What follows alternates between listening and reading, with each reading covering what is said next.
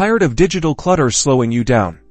Let's declutter your workflow by exploring Zapier's Action event and show you how to and update steps for seamless automation. First, head over to Zapier and log in. Once you're in, click on Zaps. Zapier uses actions to make things happen in your connected apps. It's the engine that automates those tasks between different services.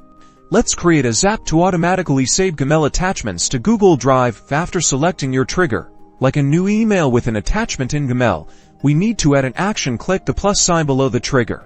Search for Google Drive and select it now.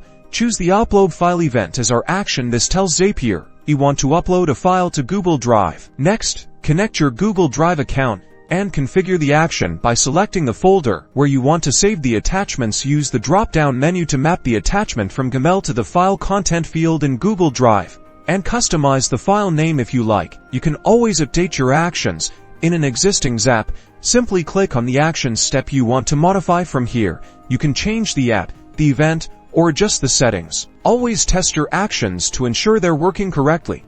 Click the Test Step button to send a sample file to your Google Drive and confirm that it arrives as expected. Finally, turn on your Zap.